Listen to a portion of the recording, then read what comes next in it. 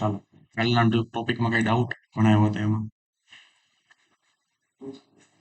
બધું બંધ કરતું રજા એક તો પાડી રિવિઝન કરાવવાનું કે છે વિડીયો વિડીયો જોયો નતો વિડીયો જોયો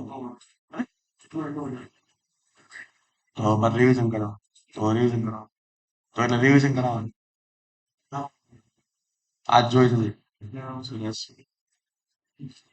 ડેટા મોડેલિંગ અને સ્કીમા ડિઝાઇન ના પ્રિન્સિપલ શું હોય ડેટા મોડેલિંગ કોને કહેવાય આપણે મોડેલ ક્રિએટ કરવી જોઈએ ટેબલનું ઈ અને સ્કીમા ડિઝાઇન કોને કહેવાય તો કે ટેબલની અંદર ફિલ્ડ ક્રિએટ કરવી જોઈએ તો એના પ્રિન્સિપલ્સ અમુક ફોલો કરવાના હોય કે પહેલા તો કે ફ્લેક્સિબલ સ્કીમા હોવી જોઈએ કેવી ફ્લેક્સિબલ તો કે રન ટાઈમ તમારે ફોર એક્ઝામ્પલ નેમ એજ અને ઈમેલ એટલું ક્રિએટ કર્યું પહેલી વાર ડેટા સેવ કરતી વખતે પછી બીજી વાર જ્યારે તમે ડેટા એડ કરો ત્યારે કંઈક અલગ રીતે ડેટા પાસ કર્યો છે ખ્યાલ આવ્યો હવે જ્યારે તમારે સ્કીમા લેસ વસ્તુ બનાવવાની હોય સ્કીમા લેસ મતલબ કે જ્યારે આપણે મોંગો ડીબી નામના પેકેજ જ્યારે યુઝ કરતા હોય ત્યારે તમારે સ્કીમા બનાવવાની જરૂર નહોતી એ આપણે કાલે જોયું હતું કે નહીં ઓકે તો જ્યારે તમારે સ્કીમા લેસ ડેટા બનાવવાના હોય અને એ ડેટા શું કરવાના હોય સેવ કરવાના હોય ત્યારે તમારે શું કરવું પડે યુઝ મોંગોડીબી અને ડેટાનું સ્ટ્રક્ચર ડિફરન્ટ ડિફરન્ટ હોઈ શકે છે ખ્યાલ એવો એટલે એ શું છે ફ્લેક્સિબલ સ્કીમા વાળી વસ્તુ છે એના પછી છે એમ્બેડેડ ડોક્યુમેન્ટ્સ એમ્બેડેડ ડોક્યુમેન્ટ્સ નો મતલબ શું થાય છે કે એક ઓબ્જેક્ટ છે જેમાં ઓર્ડર નંબર કસ્ટમરનું નામ પાસ કર્યું છે એની અંદર આઇટમ્સ નામની ફીલ્ડ છે જેમાં આપણે શું સ્ટોર કર્યું છે as a array of object તો કે ભાઈ આ ઓર્ડર નંબરની અંદર એને કેટલી કેટલી વસ્તુ પરચેસ કરી હતી તો આને શું કહેવાય એમ્બેડેડ ડોક્યુમેન્ટ્સ કહેવાય ખબર પડી કે નહીં આપણે એક વન બાય વન આના એક્ઝામ્પલ જોઈશું નોર્મલાઇઝ અને ડીનોર્મલાઇઝ આ બે જે વસ્તુ છે ને એ ડેટાબેઝ લેવલની છે નોર્મલાઇઝ નો મતલબ એવો થાય છે કે તમે શું કરો એક ફોર એક્ઝામ્પલ આપું તમને સમજાવું જો કે તમારી પાસે યુઝર્સ નો ડેટા છે યુઝર્સના ઓર્ડર્સ નો ડેટા છે ખ્યાલ આવ્યો હવે યુઝર નો ડેટા કેવો છે કે યુઝરની આઈડી છે યુઝરનું ફોર એક્ઝામ્પલ નામ છે પછી એનો ઈમેલ હશે એનો પાસવર્ડ હશે એક્સેટ્રા આવી બધી બધી ફિલ્ડ છે હવે ઈ યુઝરે કઈ કઈ વસ્તુ પરચેસ કરી છે તો કે ઓર્ડર આઈડી હશે યુઝરનો આઈડી હશે ખ્યાલ આવ્યો તો આ જે વસ્તુ તમે કરી કે આ ટેબલનું રિલેશન કોઈ બીજા ટેબલની જોડે પછી તો કે એક ટ્રાન્ઝેક્શનનું ટેબલ હશે જેમાં તમારી કેવી કેવી એન્ટ્રી પડે તો કે યુઝરે જે વસ્તુ પરચેસ કરી લીધી અને એના પૈસા પે કરી દીધા એની એન્ટ્રી પડે તો કે એક આઈડી કયો એને શું કર્યો છે ઓર્ડર માટે પે કર્યો છે અને પછી એ બધું શું હોય અમાઉન્ટ એવી બધી ફિલ્ડ તો જેમ તમે એક ટેબલનું રિલેશન કોઈ બીજા ટેબલ જોડે બીજા ટેબલનું રિલેશન કોઈ ત્રીજા ટેબલની જોડે એટલા માટે ક્રિએટ કરો છો તાકી ડેટા તમે શું કરી શકો છો સિંક્રોનસલી અને પ્રોપર વેમાં સ્ટોર કરી શકો તાકી આગળ જઈને તમારે એક્સેસ કરવું હોય કે ભાઈ 4 નંબરનો ઓર્ડર આઈડી છે એ કયા યુઝરનો છે તો તમે સિમ્પલ રિલેશનનો યુઝ કરી શું કરી શકો ડેટા ફેચ કરી શકો તો આ જે પ્રોસેસ છે ડેટાને ડિવાઈડ કરવાની એને શું કહેવામાં આવે છે તો કે નોર્મલાઇઝેશન કહેવામાં આવે છે એને શું કર્યું કહેવાય ડેટાનું નોર્મલાઇઝેશન કર્યું કહેવાય ડીનોર્મલાઇઝેશન કોને કહેવાય તો કે યુઝરના ટેબલની અંદર જ તે ઓર્ડર્સ નામનો શું હોય એરે હોય જે એરેની અંદર તમારે ખાલી કહી દેવાનું હોય કે એને કઈ કઈ પ્રોડક્ટ પરચેસ કરી હતી બરાબર એની જ અંદર શું હોય બીજો તો કે ટ્રાન્ઝેક્શન્સ નો શું હોય એરે હોય એની અંદર શું હોય એને કેટલા કેટલા ટ્રાન્ઝેક્શન કર્યા એ આ બે ટેબલ જ ન હોય ખ્યાલ એવું તો આને શું કહેવાય ડીનોર્મલાઇઝ કહેવાય તો બેની પોતપોતાની અલગ અલગ કેરેક્ટરિસ્ટિક છે તો કે you can choose normalize data by separating it into multiple collection or table અલગ અલગ ટેબલની અંદર તમે ડેટાને શું કરો છો ડિવાઈડ કરો એને નોર્મલાઇઝેશન કહેવાય ઓર denormalization by embedding related data in a single document બધો ડેટા એક જ ટેબલની અંદર સેવ થાય એને શું કહેવાય denormalize કહેવાય the choice depends on your specific use case એવું જરૂરી નથી કે નોર્મલાઇઝેશન જ યુઝ કરો ઘણા કેસમાં તમારે એવું કોઈ ડેટા હોય જેને તમારે ડિનોર્મલાઇઝ કરવો પડે તો તમે એ યુઝ કરી શકો છો મતલબ કે રિક્વાયરમેન્ટ પ્રમાણે નોર્મલાઇઝ શું કરશે? રિડ્યુસ કરશે ડેટા રિડન્ડન્સીને. ડેટા રિડન્ડન્સી મતલબ કે ડુપ્લિકેશન એનું ઓછું થશે. ફોર એક્ઝામ્પલ આવો કોઈ ડેટા છે જેની અંદર એને મલ્ટિપલ ઓર્ડર ક્રિએટ કર્યા છે, સેમ યુઝરે એના જ ઓર્ડર બીજી વાર ક્રિએટ કર્યા છે, તો તમારો એરે શું થશે? ડુપ્લિકેટ થશે મોસ્ટલી કેસમાં. તો એ શું કરશે? ડેટાની રિડન્ડન્સી ઓછી કરશે, બટ રિક્વાયર કરશે મોર કોમ્પ્લેક્સ ક્વેરી. ક્વેરી એની થોડી કોમ્પ્લેક્સ થઈ જાય. શું કામ? તો કે યુઝરના બેઝ ઉપરથી તમારે શું લેવાનું થાય? ઓર્ડર્સ લાવવાના થાય. ઓર્ડરના બેઝ ઉપરથી તમારે ટ્રાન્ઝેક્શન લાવવાનું થાય.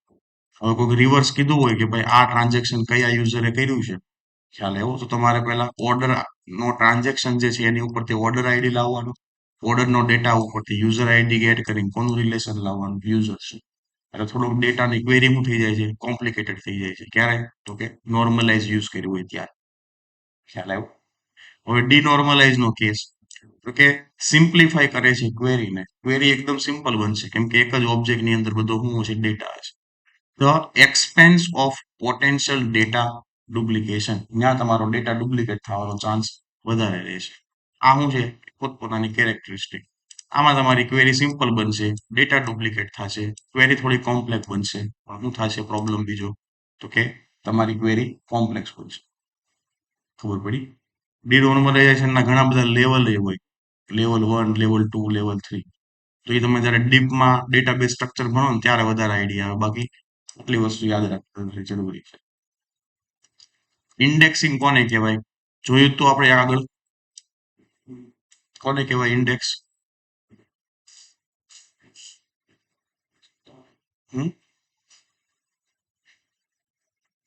ઇન્ડેક્સ આગળ જોયું હતું કે નહીં? ઇન્ડેક્સ કોને કહેવાય? પરફોર્મન્સ ઓપ્ટિમાઇઝેશન માટે યુઝ થાય કે નહીં? જોયું હતું કે નહીં? તારું શું કહેવું? જોયું હતું? શું કહેવાય? નહીં. Index are essential for optimize query performance. Query performance ને શું કરે છે? ઓપ્ટિમાઇઝ કરે. ઓપ્ટિમાઇઝ કરે મતલબ કે ડેટા રિટર્ન કરવાનો ટાઈમ ઓછો કરે છે. શું કામ એવું કરે? તો કે એક્ઝામ્પલ આપ્યું તમને, અહીંયા 500 પેજ છે, એમાંથી કંઈક ફાઇન્ડ કરવું હોય તો થોડીક વધારે વાર લાગે. તો હાલો કંટ્રોલ એપ છે એટલે, બાકી સ્ક્રોલિંગ કરી ફાઇન્ડ કરવું હોય તો વાર લાગે. એ જ વેમાં તમે શું કરો? ઇન્ડેક્સ ઉપરથી વસ્તુ ફાઇન્ડ કરો ટોપિક વાઇઝ, તમારો ડેટા શું થશે? જલ્દી તમને મળી જશે. તો એ જ કેસમાં આપણી પાસે એક આખું ડોક્યુમેન્ટ છે. ડોક્યુમેન્ટ મતલબ કે ટેબલ. એની અંદરથી શું છે? બહુ મલ્ટિપલ ડેટા છે, જેની અંદર તમારે ઈમેલ બેઝ ઉપરથી શું કરાવડાવવું છે? એક સર્ચિંગ કરાવડાવવું. તો એ કેસમાં તમે ઈમેલને શું કરો? ઇન્ડેક્સ ક્રિએટ કરો. તો કે you can create index on a specific field. જે ફિલ્ડની ઉપર તમારે શું કરાવડાવવું છે? સર્ચિંગ કરાવવું છે. To speed up a search and relative operation. Searching કરાવડાવવા માટે એ બધા માટે કામ લાગે છે. એક્ઝામ્પલ આપ્યું છે તો કે ઈમેલ ફિલ્ડ ઉપર આપણે શું ક્રિએટ કર્યું છે? ઇન્ડેક્સ ક્રિએટ કરી છે. ઇન્ડેક્સ કેવી રીતે ક્રિએટ કરવાની? તો કે જે ડીબી નો વેરિયેબલ, કયો વેરિયેબલ? તો કે આપણે અહીંયા કનેક્શનમાં યુઝ કરવી છે વી, આ વાળો. ઈ વેરિયેબલ ડોટ તમારે શું આપવાનું? કલેક્શનનું નામ. આ જૂની ટેકનિક છે. નવી ટેકનિક આપણે કઈ જોઈ હતી? તો કે ક્લાયન્ટ ડોટ, એટલે ડીબી ક્રિએટ કરો, પછી શું આવે છે? ડીબી ડોટ કલેક્શન, મતલબ કે જે કલેક્શન યુઝ કરવું છે એ કલેક્શનને એક વેરિયેબલમાં આપો. પછી ઈ વેરિયેબલ ડોટ તમારે શું કરવાનું થશે? તો ક્રિએટ. ખ્યાલ આવ્યો? હવે ઇન્ડેક્સ કરવાની કેવી રીતે ક્રિએટ? તો કે જે ટેબલની અંદર કોઈ ફિલ્ડ છે, ફોર એક્ઝામ્પલ ઈમેલ નામની, તો એની સામે શું આપી દો તમે? 1. તો 1 નંબરની ઇન્ડેક્સ કોના માટે અપ્લાય થઈ ગઈ? ઈમેલ માટે. હવે આમાં ચેન્જીસ કેટલો આવશે કે આ વસ્તુ તમે ક્રિએટ કરી દેશો ને તો આનાથી કોઈ તમને ડિફરન્ટ દેખાશે નહીં. પણ જ્યારે તમારો ડેટા રિટર્ન થશે તો એનો શું થઈ જશે? ટાઈમ થોડો ઓછો થઈ જશે. ઈમેલ બેઝ ઉપર જ્યારે તમે સર્ચિંગ કરશો, ફાઇન્ડિંગ કરશો વગેરે. ખબર પડી કે નહીં? ડેટા કન્સિસ્ટન્સી, તો કે MongoDB support transaction two ensure consistency. You can transact you can transactions the group multiple operations into single atomic unit work. This is especially important when making changes to multiple documents that must be consistent. Consistent મતલબ કે શું થાય? કે ભાઈ તમે જ્યારે data save કરાવડાવો છો data save કરાવડાવતી વખતે તમારે શું કરવાનું થાય તો કે મલ્ટિપલ ટ્રાન્ઝેક્શન શું કરવાનું થાય સેવ કરાવડાવવાના થાય. તો એ સેવ કરાવતી ટાઈમ તમે શું કરો એવરી ટ્રાન્ઝેક્શનને મલ્ટિપલ ઓપરેશન તમે ફાયર કરાવડાવી શકો. કેવી રીતે તો કે ગ્રુપ ઓફ મલ્ટિપલ ઓપરેશન જેમ કે પહેલા તમે સર્ચિંગ કરાવો સર્ચિંગ થઈ જાય આ વસ્તુ મળે છે તો મારે ડેટા સેવ કરાવડાવવું છે અથવા તો કોઈ કન્ડિશન હોય કે એજ આના કરતા મોટી હોય આપણે જોયું હતું જીટીઈ અથવા તો એલટીઈ એ બધી કન્ડિશન તમે મલ્ટિપલ ટાઈમ શું કરાવી શકો છો એક જ વસ્તુ ઉપર ફાયર કરાવડાવી શકો છો અને તમારો ડેટા શું રહેશે મલ્ટિપલ ડોક્યુમેન્ટ્સ પણ કેવો રહેશે કન્સિસ્ટન્ટ રહેશે. કન્સિસ્ટન્ટ મતલબ કે કોઈ ડેટાનો તમારો ડુપ્લિકેશન અટકી જાય છે. ખબર પડે થિયરી ટોપિક છે ઊંઘ આવે તો કે ચૂઝિંગ ડેટા ટાઈપ મતલબ કે જ્યારે તમે સ્કીમા બનાવતા હો ત્યારે તમારે શું આપવાની હોય ફિલ્ડની ટાઈપ આપવાની હોય તો તમારે શું કરવાનું થાય તો કે for example Boolean data store કરાવવો હોય તો એ કઈ ટાઈપ અપાય નંબર અપાય તાકી 1 0 સેવ થાય નહીં કે ટ્રુ ફોલ્સ. એનાથી પ્રોબ્લેમ ચેન્જીસ શું થાય તો કે ફોર એક્ઝામ્પલ અગર તમે ટ્રુ અને ફોલ્સ સેવ કરાવડાવો છો તો ટ્રુમાં 4 કેરેક્ટર હોય ફોલ્સમાં કેટલા કેરેક્ટર હોય 5 તો સાઈઝ થોડીક વધારે રોકાય. એની જગ્યાએ તમે 0 1 ઉપર ચેન્જીસ કરાવડાવો તો શું થાય એક જ ફિલ્ડની અને એક જ કેરેક્ટરની અંદર શું થાય ડેટા સેવ થઈ જાય. ખ્યાલ આવે એટલે આ નાની નાની વસ્તુ હોય જે શું કરે છે તમારો રિસ્પોન્સ ટાઈમ વધારે આપે. ખ્યાલ આવ્યો. સ્કેલેબિલિટી સ્કેલેબિલિટીનો કોને કહેવાય તો કે વેન ડિઝાઇનિંગ યોર સ્કીમા ટેબલની અંદર સ્ટ્રક્ચર કન્સિડર કરો how your data will scale મતલબ કે મોટો ક્યારે થાય શકે છે ડેટા. તો કે MongoDB provides horizontal scaling. Horizontal scaling કોને કહેવાય છે એને એક ટાઈપે શ્રેડિંગ કહેવાય. શ્રેડિંગનો મતલબ એ થાય કે તમારી પાસે જે તમારો ડેટાબેઝ છે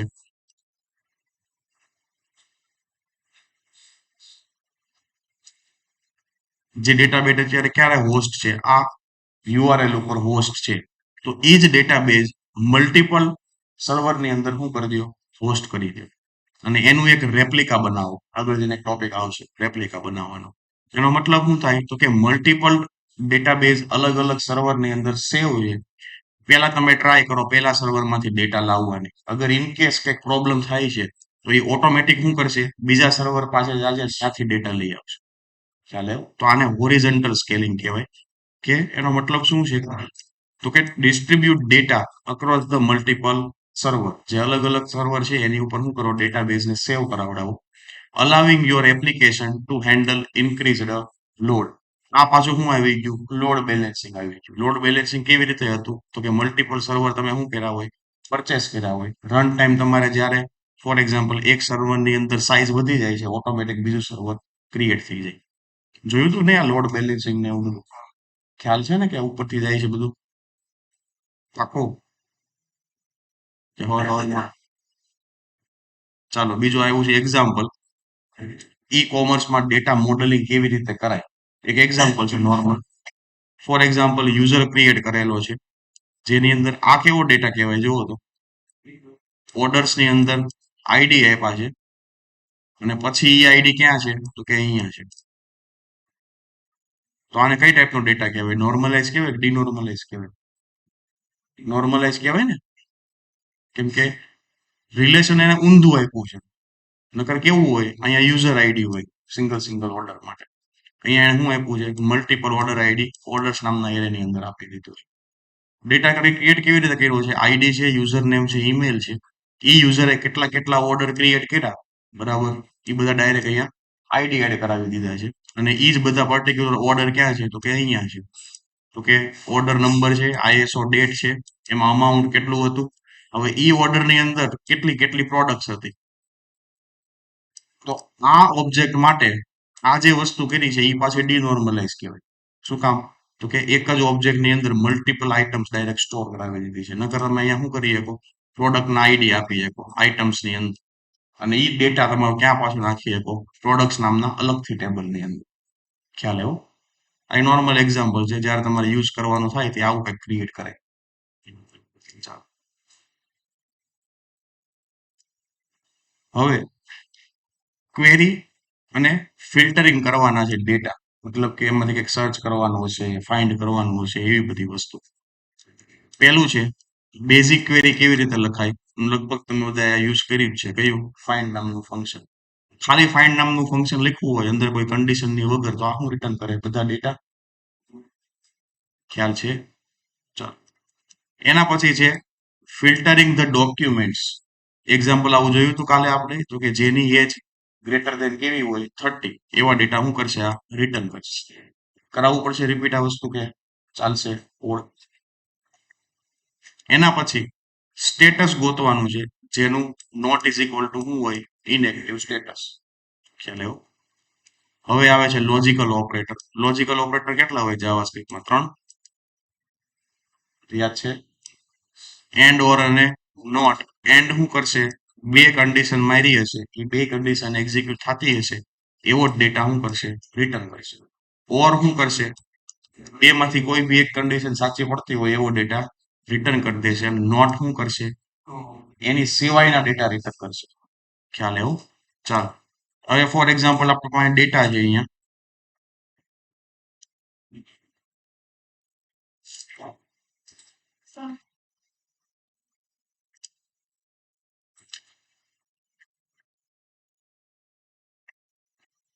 ચોવીસ ઉપર તો છે.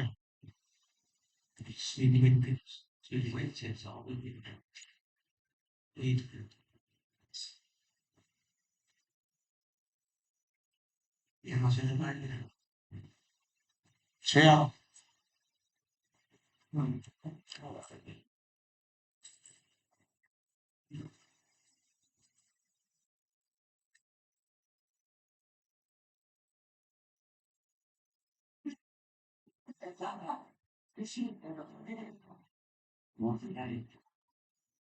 હવે કન્યા તો શું નથી.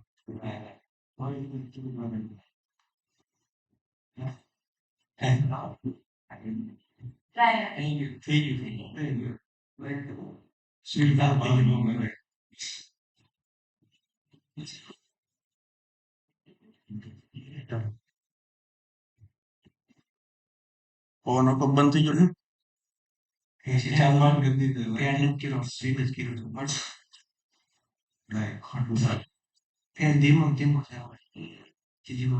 ચાલો. હા, એ કંઈક તારી રીતે કરી નાખ પછી વાત પૂરી કરે. ચાલો. આવો કંઈક ડેટા છે જેની અંદર તમારે શું કરવું છે? તો કે બે કન્ડિશન મારવી છે. ભાઈ તો નહીં હવે.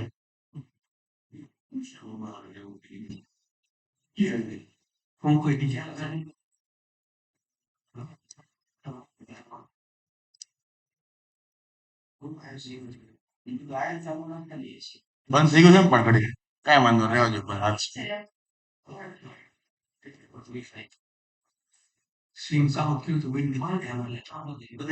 ભાઈ ऐसे બંધ કરી દે ઘડીક ભાઈ.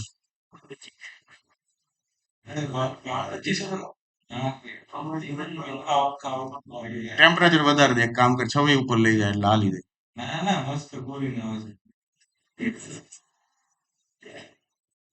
બસ લે રેડી. ચાલો. કન્ડિશન મારવી છે મારે એન્ડ જોડે, એક જ ફિલ્ડ જોડે. કેવી કન્ડિશન? તો કે જેની એજ 18 કરતા ઓછી હોય અને ફોર એક્ઝામ્પલ 35 કરતા વધુ હોય. કે કન્ડિશન ઊંધી બોલ્યો.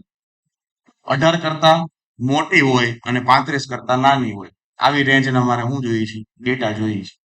તો આમાં કન્ડિશન તમારે કેવી રીતે મૂકવી પડે? તો કે પહેલા તમારે માય કલેક્શન પહેલા ગેટ કરવાનું, કયું? યુઝર્સ વાળું. ફાઇન્ડ ની ક્વેરી મૂકો, એક ઓબ્જેક્ટ મૂકો. જે ઓબ્જેક્ટની અંદર શું છે? પહેલા તમારો ઓપરેટર. એની અંદર મલ્ટિપલ કન્ડિશન મારવી છે એટલે તમારે શું મૂકવો પડશે? એરે. એની અંદર ઓબ્જેક્ટ મૂકવાનું. કયો ઓબ્જેક્ટ? તો કે એજ પહેલા મૂકવાની. ફોર એક્ઝામ્પલ ગ્રેટર દેન કોણ? તો કે 18. પછી બીજો ઓબ્જેક્ટ એની ઈજ એજ શું મૂકવાની હવે? લેસ દેન કેટલી? તો કે 30. ચલો એવો ડેમો કરવી.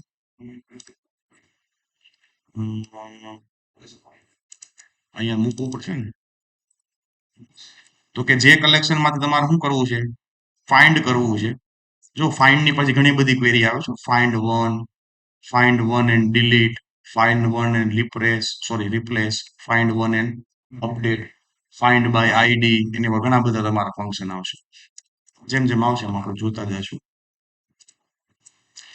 ફાઇન્ડ ની અંદર શું મૂકવાનું થાય? પેલા ઓબ્જેક્ટ સ્ટ્રક્ચર સમજજો, જે આ અંદરનું ફાઇન્ડ ની અંદરનું આ વસ્તુ મૂકવાનું છે ને, એ વસ્તુ સમજજો. ફાઇન્ડ ની અંદર તમારે શું મૂકવાનું થાય? ઓબ્જેક્ટ. ઓબ્જેક્ટમાં શું આવશે પેલા? Direct operator. તો ઓપરેટર નું સજેશન જો ઘણું બધું અહીંયા આવી ગયું. પેલા મૂકો તમે ફોર એક્ઝામ્પલ એન્ડ. એન્ડમાં મલ્ટિપલ કન્ડિશન આવે તો આપણે શું મૂકવાનું થાય? એરે. એમાં આપણે શું મૂકો? પેલા ઓબ્જેક્ટ. કઈ ફિલ્ડ ની ઉપર કન્ડિશન મારવી છે તમારે? એજ ઉપર. પેલા અહીંયા એજ મૂકો. હવે એજ માં શું કરાવડાવું છું? Less than greater than. તો તમારે પાછો શું મૂકવો પડશે? Object. Less than greater than છે એટલે. હવે અહીંયા શું મૂકો પાછો? ઓપરેટર. ઓપરેટર કયો હતો કે ગ્રેટર ધેન ને? પેલા ગ્રેટર ધેન વાળો 18 કરતા મોટો. Greater than 18. બીજી કન્ડિશન શું બનશે? તો કે જે એજ કેવી હોય? Less than. તો અગેન પાછો શું મૂકો? ઓબ્જેક્ટ. એની અંદર ઓપરેટર એલટી. કોણ? તો કે 35. 30 રાખ ભાઈ, હાલે.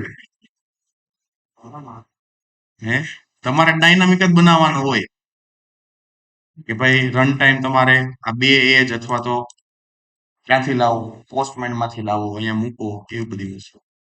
ચાલો, અહીંયા શું કરવું પડશે? ડોટ ધ્યાન ડેટા લેવા માટે કે નહીં? યુઝર્સ કન્સોલ લોગ મારો. કોનો? તો કે યુઝર્સ નો. ક્વેરીમાં ખબર પડી શું થયું આને? This is not a function.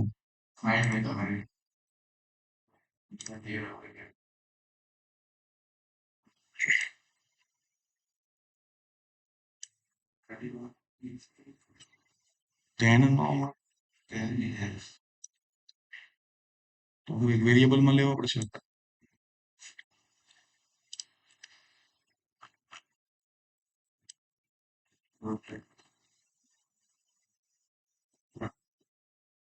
Data આવતા વાર લાગશે તો ઈ પછી કમેન્ટ નહીં મૂકવું. કાલ તો ડોટ ધ્યાન શું? કાલથી કાલ તો ધ્યાન હાલતું હતું.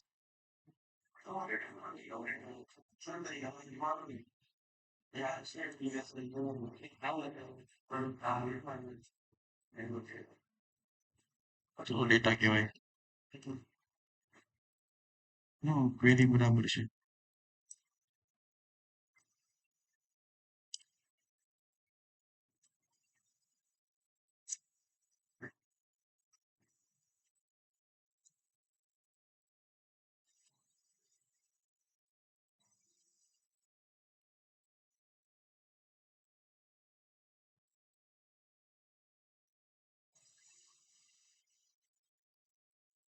collection dot find is not a function.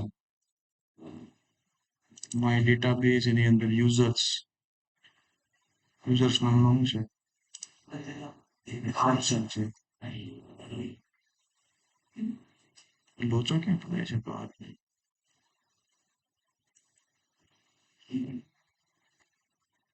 ચાલો અસિંક અવેટ મૂકી જોઈ. અસિંક અહીંયા મૂકવું પડે ફંક્શનમાં. ડેટા આવતા વાર લાગતા હોય અહીંયા મૂકવાનું. અવેટ that users ને હું કરો? આવો કેમ ડેટા આવ્યો?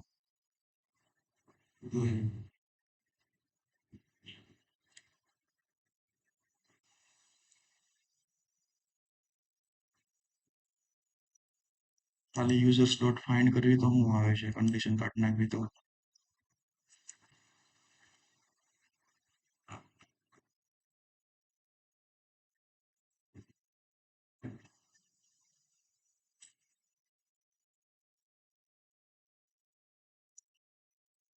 બધું ફાઇન્ડ ફાઇન્ડ નતા કરતા.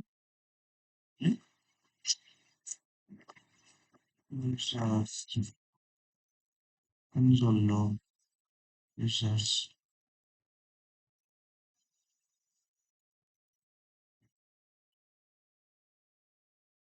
કનેક્શનમાં કઈ પ્રોબ્લેમ થાય છે કે my users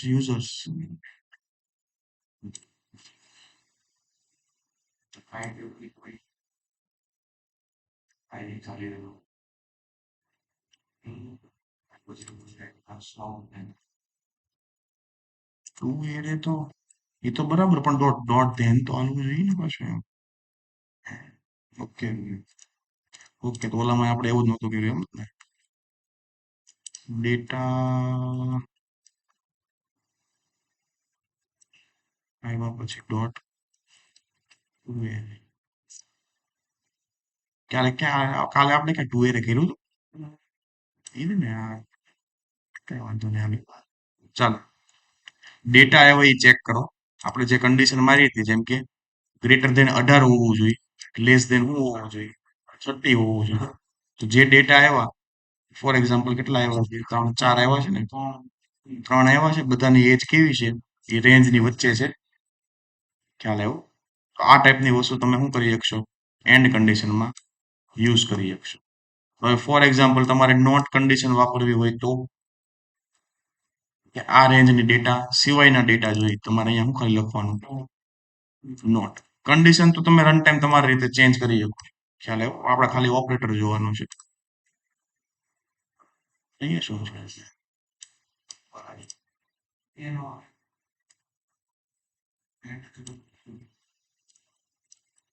ઓકે નોર નોર એટલે કે આની સિવાયના ડેટા છે જ નહીં 30 ઓકે આપણે શું મૂકીએ એકને 35 કરી દેવી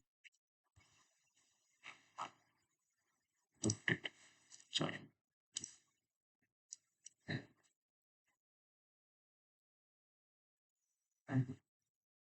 શું નોર તો નહીં પણ નોટ હોવું જોઈએ ને પણ અહીંયા તો એક જ કન્ડિશન તમારે આઈ થિંક મારવી પડશે કે 30 કરતા નાના આવે નહીં તો આપણે એક 30 કરતા ઓલો ડેટા મૂકવો પડશે ને એનું એકને 17 વર્ષ કરી નાખવી ચાલો એટલે 17 કરતા મોટા 18 કરતા મોટા એટલે અહીંયા આપણે કન્ડિશન ઊંધી કરવી પડશે ચાલો એક જ કન્ડિશન મારો હે જેની એજ 17 કરતા નાની હોય સોરી 18 કરતા નાની હોય એવા ડેટા નો આવવા જોઈએ એવી કન્ડિશન બની ને કઈ ખોટું થાય છે શું નાખું નોર થોડી નોટ આવે ને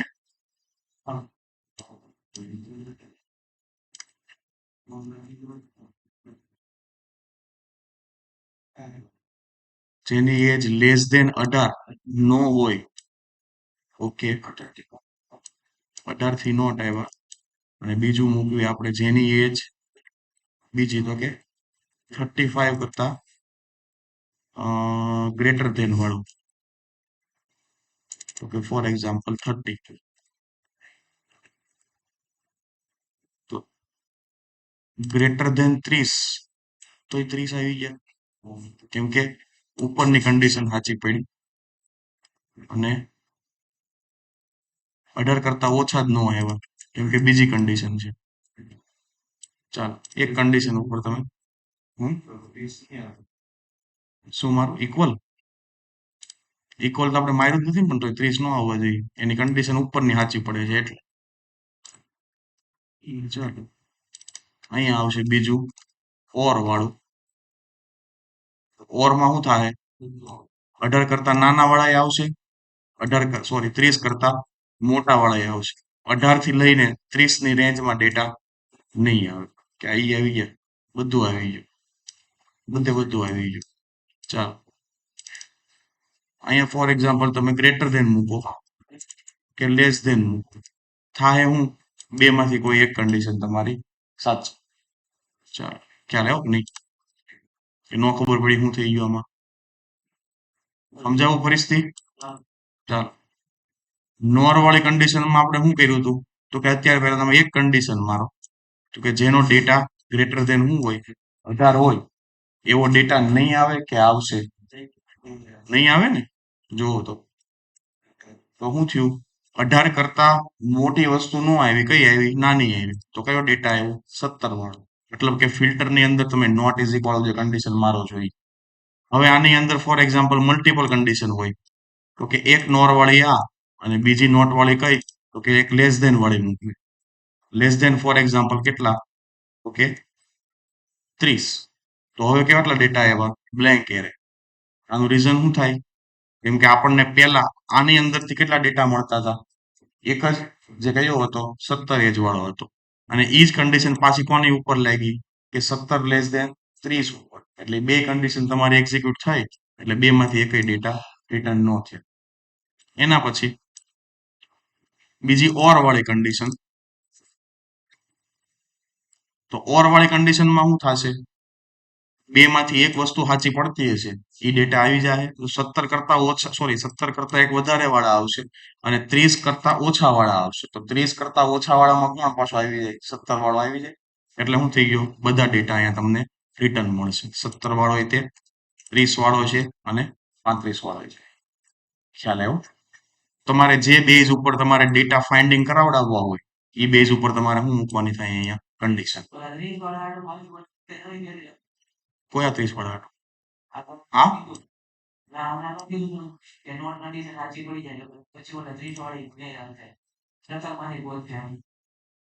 નોર વાળામાં. હં, હં.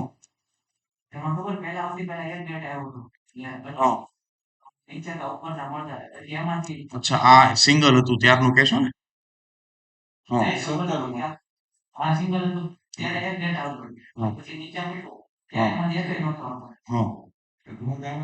તો પછી બે કન્ડિશન તારી ફિલફુલ ન થાય ને. અહીંયા કન્ડિશન શું હતી? તો કે પેલા જે ડેટા આવ્યો એ કેવો આવ્યો? કે ભાઈ 17 વાળાનો આવ્યો. હવે 17 વાળો ડેટા એ લેસ ધેન 30 માં, તો આ બે કન્ડિશન થોડી ફિલફુલ થઈ થાય. તો પછી અલગ અલગ મૂકવું પડે. તારી રીતે ડેટા જોતો હોય તોની વાત છે. પણ એક જ તારે કન્ડિશન ની અંદર બે રેન્જ તારે હેન્ડલ કરાવડાવવી હોય, તો પછી આમાં તો આ કન્ડિશન વાઇઝ તો નહીં થાય ને. સમજ્યું કે નહીં? આપણે કાલે નહોતા જ મારતા ટુ એર નું ફંક્શન, પણ હવે આજે શું છે કે ટુ એર નથી મારતા ને તો ડાયરેક્ટ શું આવે છે? કલેક્શન જ આવે છે આખું. જો આ ટાઈપનું ડેટા. એટલે આપણે શું કર્યું? ટુ એરે મારી દીધું ડેટા. ઘણા કેસમાં એવું થશે કે મલ્ટિપલ ડેટા હશે ને, ત્યારે તમારે ટુ એરે મારવું પડશે. સિંગલ સિંગલ ડેટા હોય તો એ નોય મારવું. ખ્યાલ આવ્યો? મોંગો ક્લાયન્ટમાં એ મંગુસમાં નહીં હાલતું, એ મોંગો ક્લાયન્ટમાં મારવું પડશે. હા, એવું બધા ચેન્જીસ હોય. ચાલો, એના પછી પ્રોજેક્શન્સ કોને કહેવાય? તો કે હવે જ્યારે તમને ડેટા અહીંયા મળે છે, તો કે લેસ ગ્રેટર દેન 18 વાળામાં કયા ડેટા મળ્યા? એક. હવે જેની અંદરથી તમારે શું નથી કરવું? આઈડી રિટર્ન નથી કરવું. અથવા કોઈ એવો તમને ડેટા મળે છે, તો કે ફોર એક્ઝામ્પલ આ બધા, જેની અંદરથી તમારે ખાલી શું રિટર્ન કરવું છે? નામ અને ઈમેલ, પાસવર્ડ અને આઈડી તમારે શું નથી કરવી? રિટર્ન નથી કરવી. ખ્યાલ આવ્યો? તમે નોર્મલ કેસમાં શું કરી શકો? તો કે જે તમને એરે મળે છે, એ એરે તમે લૂપમાં ફેરવીને ખાલી ડેટા એટલો જ રિટર્ન કરો જેટલો તમારે શું કરાવડાવવો છે? રિટર્ન. આપણે મેપ ચલાવીને અંદર રિટર્ન ફંક્શન મૂકીએ હોય ને, ઈ વાળું.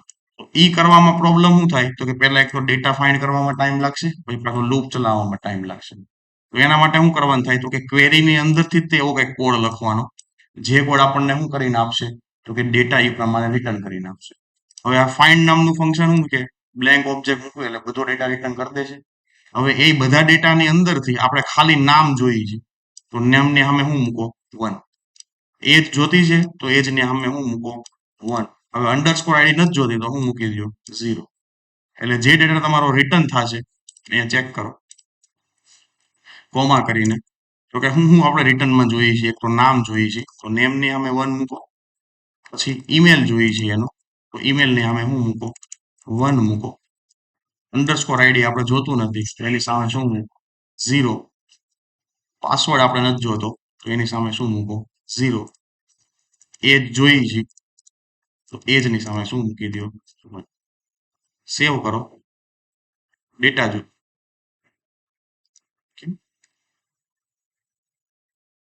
મિનિટ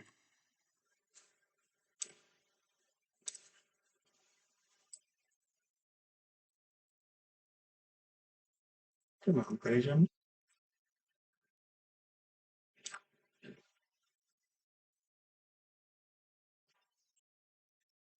પ્રોજેક્શન ચાલતું નથી કે એક જ મિનિટ હું મોંઘો ક્લાયન્ટની જગ્યાએ મંગુસ પહેલા ચેક કરું.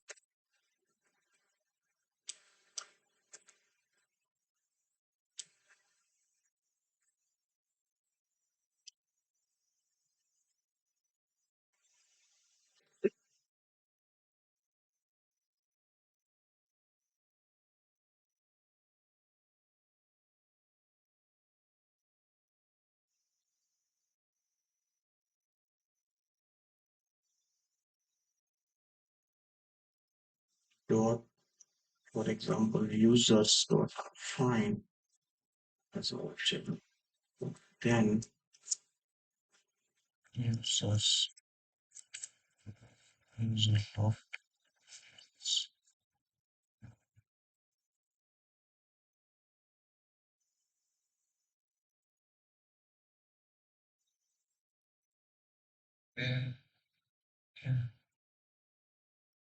ધ્યાન કેમ અચાનકથી પ્રોબ્લેમ કરવા માંડ્યું છે પહેલા તો નકર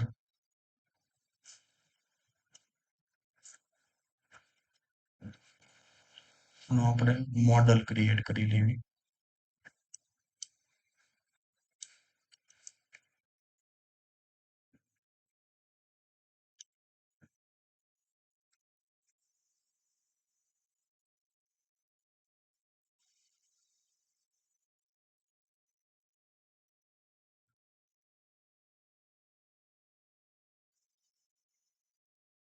ડાયરેક્ટ ધ્યાન ચાલશે કે નથી ચાલે?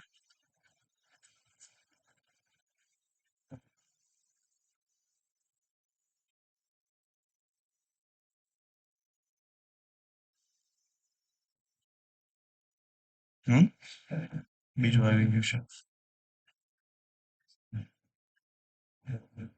ધ્યાનમાં પ્રોબ્લેમ થવા મળી છે અચાનકથી.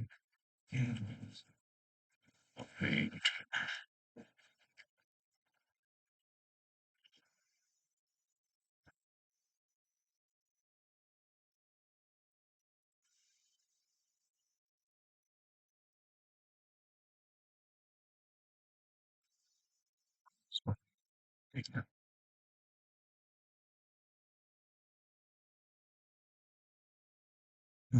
Dot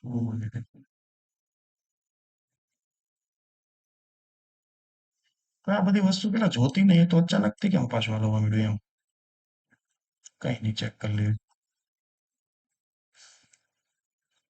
ઓબ્જેક્ટમાં underscore ID 0 email 1 email 1 password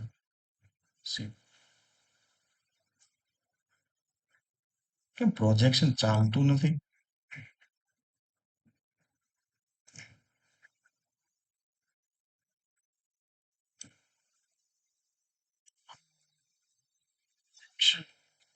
Porque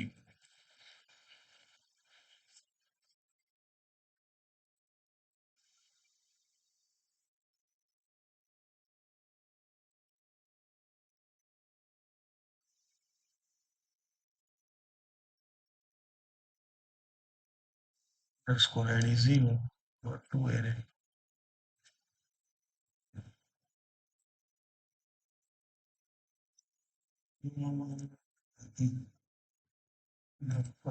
Dot project.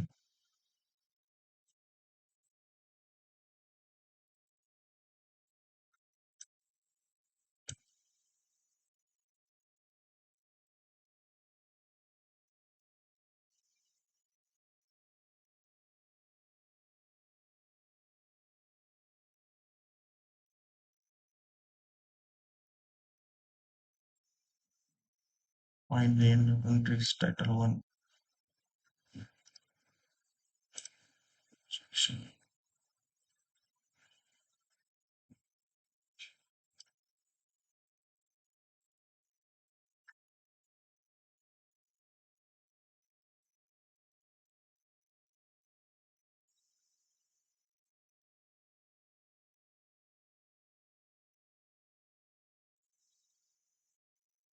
projection true. Use projection true. Scheme model, create emotion, create emotion. So, MongoDB વડે ક્યાં છે? હા વડે હમ હમ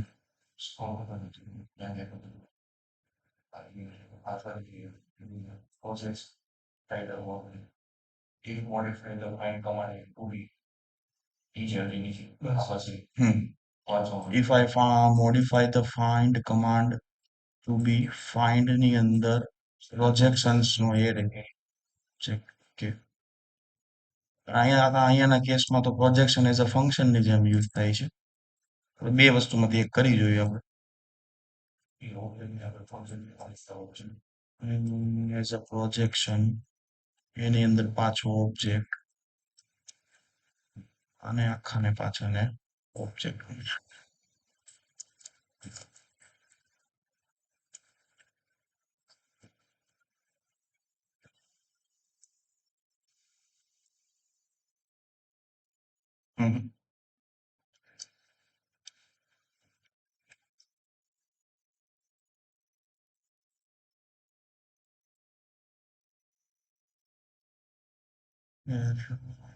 Okay, check callback function.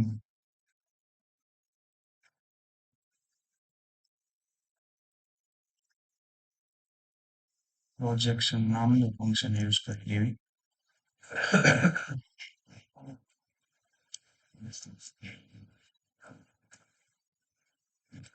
Project check underscore id 0 and 1 and 1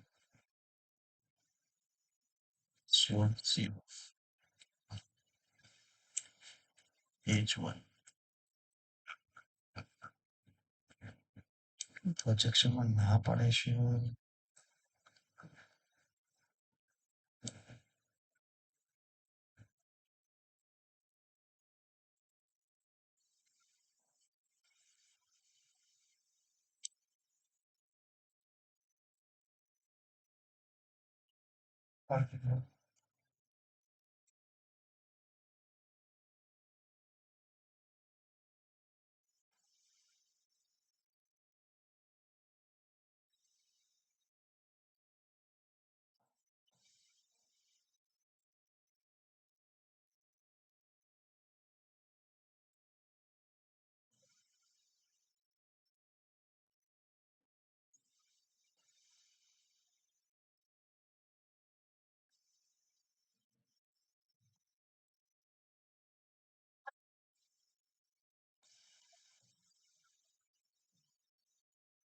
Projection as a string.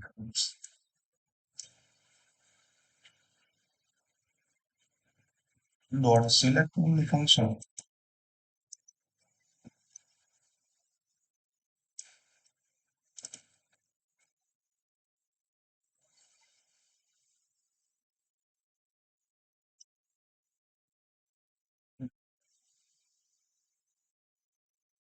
Look at that from my thing. You should go find it.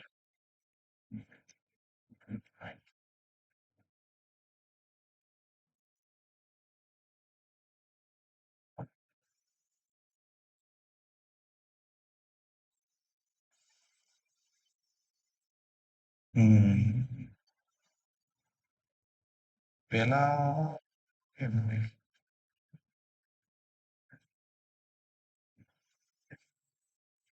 આપણે અહીંયા પેલા project લખ્યા હતા કે પ્રોજેક્શન લખ્યું છે? Okay, project 0 email 1 h1 email 1 password.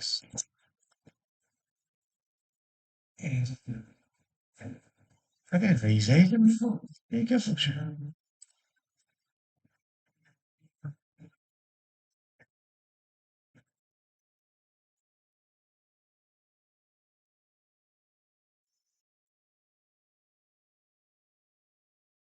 Name one name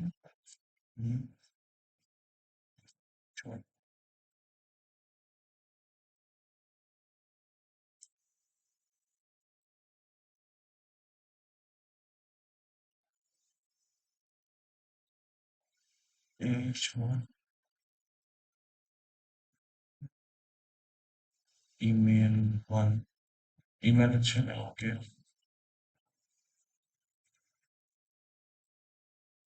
પછી બીજું છે પાસવર્ડ જોતો નથી ને આપણે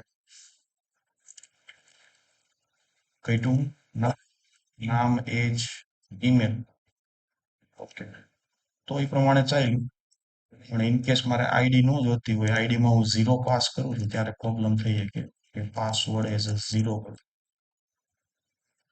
પાસવર્ડ જ્યારે ઝીરો પાસ કર્યો છે ત્યારે પ્રોબ્લેમ થાય છે પાસવર્ડ અગર કાઢી નાખું અંડરસ્કોર આઈડીમાં વન મૂકું તો પ્રોબ્લેમ નથી થતી ઝીરો મૂકું ને તો પ્રોબ્લેમ થાય છે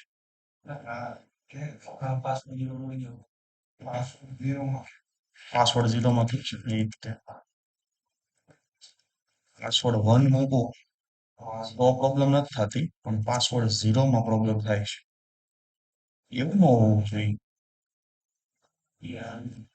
અગર ઇન કેસ મારે ઈમેલ નથી જોતું તો ઝીરો મૂકું પ્રોબ્લેમ થાય છે એટલે તમારે ઇન કેસ ઈમેલ નથી જોતું ને તો ઈમેલ કી જ નહીં મૂકવાની સમજે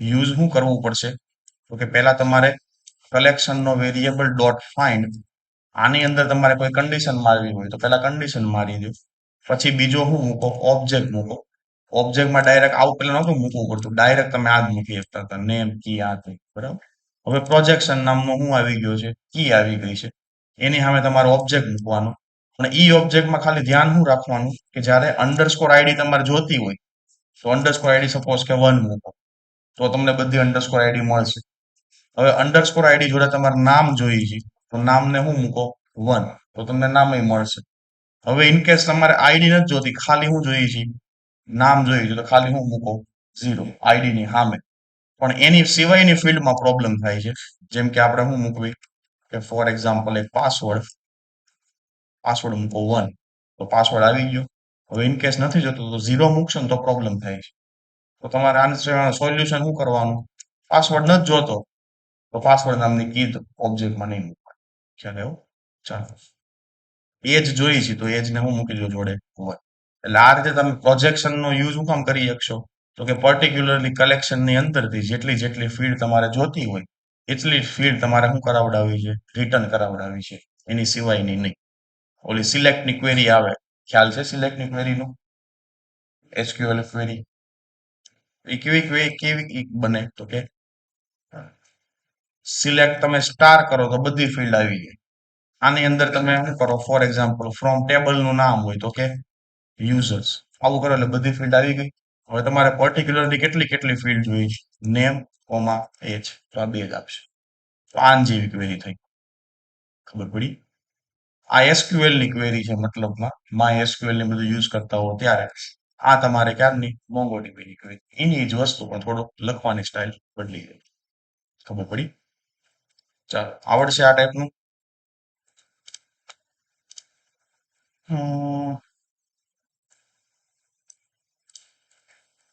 શોર્ટિંગ કરાવડાવવું હોય તમારે જેમ કે ડેટા આવે છે એ નોર્મલ વેમાં આવે છે અત્યારે ફોર એક્ઝામ્પલ પ્રોજેક્શન રિમૂવ કરી દો તમે ડેટા કેવો આવ્યો આપણે એજ મૂકી 17 25 30 35 એ રીતે આવ્યો હવે ઇન કેસ મારો પેલો જે ડેટા છે એ 17 ની જગ્યાએ આપણે શું મૂકી દેવી 70 મૂકી દેવી અપડેટ કરો ડેટા શું કરો સેવ તો ક્યાં વેમાં આવ્યો પેલા 70 આવ્યો આપણે શું કરવું છે શોર્ટિંગ ઓર્ડર જોતો છે તો કે ભાઈ જેટલી એજ પેલા નાની હોય એ પેલા આવી જોઈએ બાકીની એજ બધી નીચે આવવી જોઈએ અથવા તો રિવર્સ કરાવડાવવું હોય તો મેથડ તમારે કઈ યુઝ કરવાની શોર્ટ નામની પેલા બધું ગોતી લેવાનું ગોતી લીધા પછી તમે શું કરો શોર્ટ નામનું ફંક્શન મૂકો એની અંદર જે ફિલ્ડ થી તમારે શોર્ટિંગ કરાવવું છે હવે જો શોર્ટિંગ કોઈ દિવસ બે ફિલ્ડ થી નો થાય એક જોડે બે ફિલ્ડ થી કે એજ થી શોર્ટિંગ કરો નેમ થી શોર્ટિંગ કરો એવું પોસિબલ નથી પાછું એટલે તમારે શું કરવું પડશે કોઈ બી એક કી થી શોર્ટિંગ કરાવડાવવું પડે તો તો એ કી નું નામ આપવાનું. અગર 1 પાસ કરશો તો એ શું કરશે? અસેન્ડિંગમાં રિટર્ન કરશે. અગર -1 પાસ કરશો તો એ શું કરશે? ડિસેન્ડિંગમાં ડેટા રિટર્ન કરશે. ચેક કરો. ડોટ શોર્ટ નામનું function as a object, okay, એ જ આપણે કરવી છે અસેન્ડિંગ. શું કરો? 1 પાસ કરો. હવે કેટલા આવ્યા? અસેન્ડિંગ વેમાં આવ્યા. હવે ઇન કેસ તમારે જોતા છે ડિસેન્ડિંગ ઓર્ડરમાં, તો શું કરો? માઇનસ. હવે આ જ વસ્તુ ડાયનામિક કરવાની કીધી હોય તો કે ફ્રન્ટ એન્ડ સાઈડ થી ટેબલ ડિસ્પ્લે કરેલું છે. ટેબલની જે ટાઇટલ ટેગ હોય, જેમ કે નેમ, એની બાજુમાં ઓલી બે શું હોય ઉપર નીચે ઓલો એરો સાઇન હોય.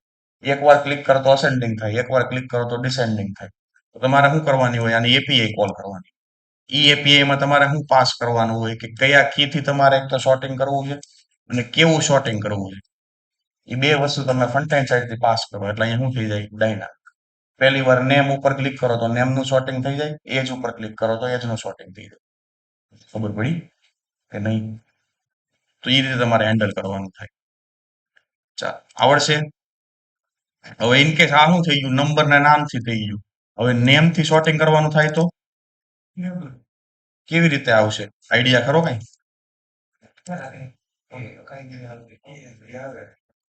એથી આવશે? પાકું?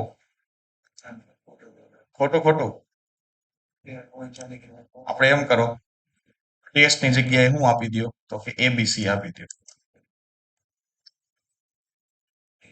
હવે એબીસી પહેલા આવવું જોઈએ ને? ખબર પડી?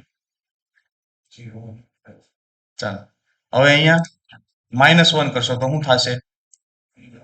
ઊંધો ડેટા રિટર્ન કરશે. પણ જ્યારે તમે શોર્ટ નામનું ફંક્શન જાવાસ્ક્રિપ્ટમાં વાપરતા હતા સ્ટ્રિંગ ફિલ્ડની આરે, ત્યારે શું પ્રોબ્લેમ થતી હતી? આઈડિયા છે?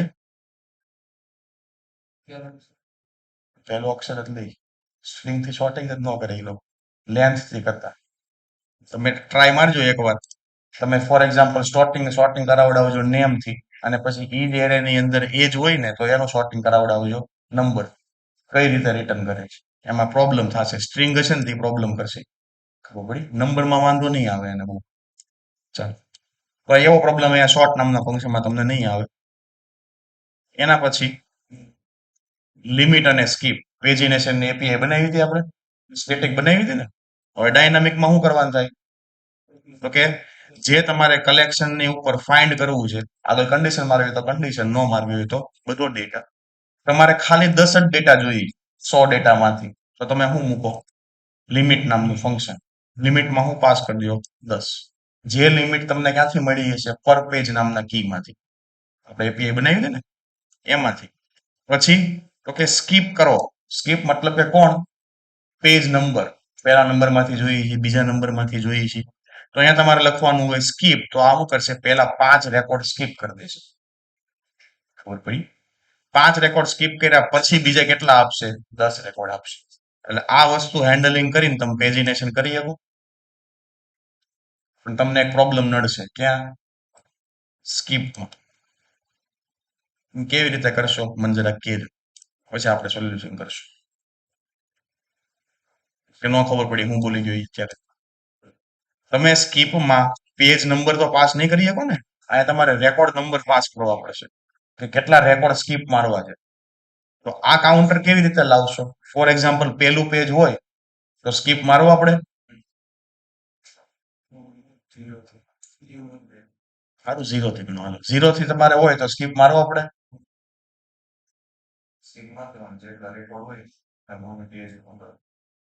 ફોર એક્ઝામ્પલ 5 પેજ છે, બરોબર? તો 10 ની લિમિટ છે એટલે 50 હોવો જોઈએ. 50 પેલા સ્કીપ કરી નાખે પછી આવશે. હવે હાલ પહેલું પેજ છે, 0 થી ગણ કે 1 થી ગણ, વોટ એવર. તો અહીંયા હું મૂકશો? ફ્રન્ટ એન્ડ સાઈડ થી આપણે પહેલું પેજ પાસ કર્યું છે, પેજ 1. 0 વાળું ન સમજો, અત્યારે 1 થી જ શરૂ થાય છે એવું સમજો. પહેલા નંબરનું પેજ હોય તો એ સ્કીપમાં તમે શું મુકાવડાવશો? -1. ફોર એક્ઝામ્પલ માનો આવું પેજ છે, ડિફોલ્ટ નંબર પેલા તો 0 સેટ કરી દેવાનું, એક સેટ કરી દેવાનું. 1 પાસ કર્યું હોય. 1 પાસ કર્યું. હા. સેટ. જેવો 1 પાસ કરશે, હા, તો 1 માઇનસ, સોરી, પેજ નંબર -1 -1 એટલે માનો કે 0 આવી ગયું 0 આવ્યું વાહ 0 હમ. પછી ગુણ્યા જેટલા રેકોર્ડ આવ્યા તે જેટલા રેકોર્ડ જેમ કે 10 હા હવે પહેલી વાર 1 પાસ કર્યું હા આ 0 ગણાય 0 માઇનસ શું કરાવડાવ્યું તે 1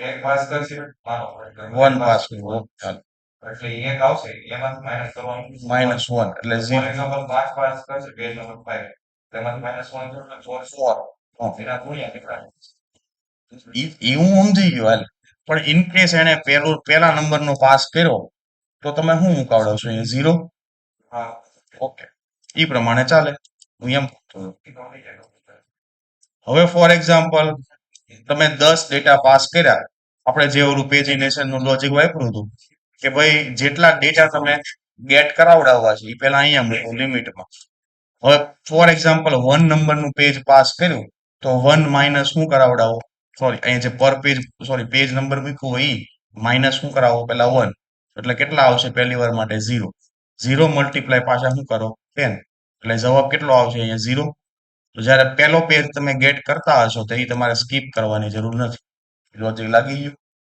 હવે બીજી વાર તમે 1 નંબરનું પેજ પાસ કર્યું સોરી પહેલા તો 1 પાસ કર્યું બીજું તમે 2 નંબરનું પાસ કર્યું 2 માઇનસ શું કર્યું 1 1 મલ્ટીપ્લાય બાય 10 તો અહીંયા કેટલા આવશે હવે અહીંયા 10 એટલે પહેલા 10 રેકોર્ડ શું કરી દેશે સ્કીપ અને બીજા 10 રેકોર્ડ રિટર્ન કરશે ખબર પડી ચાલો આ લોજિક તમારથી બેહી જાય નહીં ચાલો ક્યાં ગયો ઈ?